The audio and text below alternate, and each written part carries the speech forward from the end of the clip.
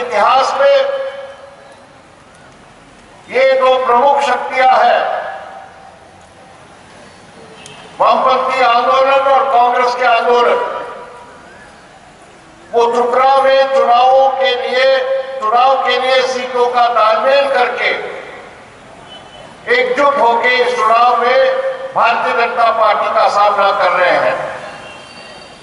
और उसमें हमारा एक ही मकसद है, इस चुनाव में भारतीय जनता पार्टी की सरकार को परास्त करना है, भारतीय जनता पार्टी को हराना है। कल इस चुनाव अभियान में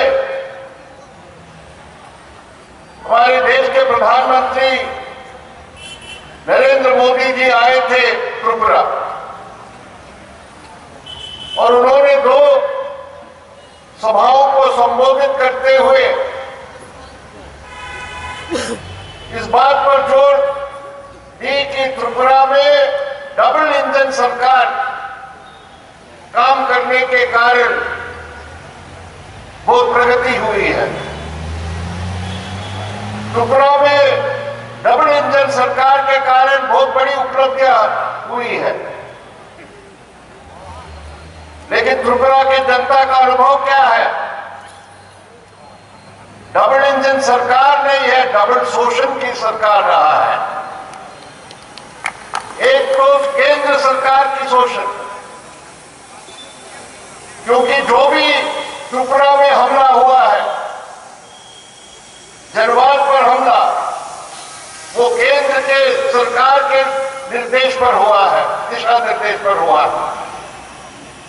जो त्रिपुरा में सांप्रदायिक ध्रुवीकरण करने की कोशिश की गई है पिछले 5 वर्षों में, वो भी केंद्र सरकार की जो हिंदुत्व की नीति है उसको लागू करने के कारण हुआ है।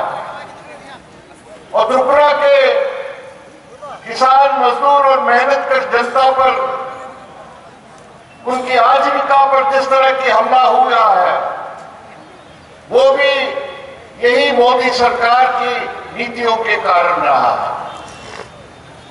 और हमने देखा है कि त्रिपुरा में, जैसे अभी मुकुल वासनिक जी ने बताया कि 2018 के चुनाव के समय जो बीजेपी ने यहां वायदे किए थे, रोजगार के सवाल पर, किसानों की भलाई के लिए जो कुछ काम करेंगे, सरकारी कर्मचारियों के बारे में उन्होंने जो कुछ वायदा किया था, एक भी वायदा उन्होंने पूरा नहीं किया है। दूसरी ओर, जैसे हमारे देश में मोदी सरकार की नीतियों के कारण हम देख रहे हैं कि बेरोजगारी की जो गति है वो सबसे तेज है। बेरोजगार जो संख्या है पूरे देश में, करोड़ों करोड़ों के नौजवान जो बेरोजगार है, वही हालत यहां त्रिपुरा में भी है। और जिनके पहले रोजगार था, वो रोजगार भी नष्ट हो रहा है।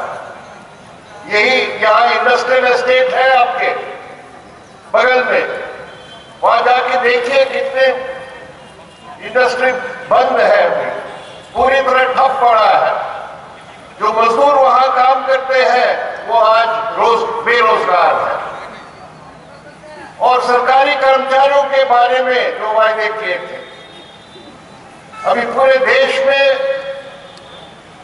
राज्य स्तर के सरकारी कर्मचारी और केंद्र के जो सरकारी कर्मचारी हैं, वो सब क्या मांग कर रहे हैं कि उनके जो पुराने पेंशन स्कीम था, वो पुराने पेंशन स्कीम को दोबारा लागू किया जाए।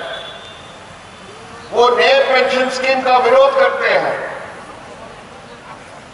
भारतीय जनता पार्टी की सरकार केंद्र में हो या त्रिपुरा में हो, उनको ये जवाब देना पड़ेगा।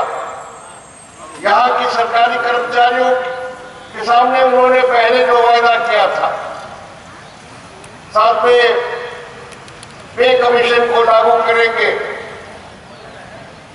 क्या हुआ उसका?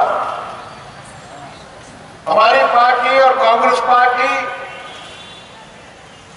इस बात के लिए प्रतिबद्ध है कि जहां भी हम राज्य में सरकार अभी बना रहे हैं, हम पुराने पेंशन स्कीम को बहाल करेंगे।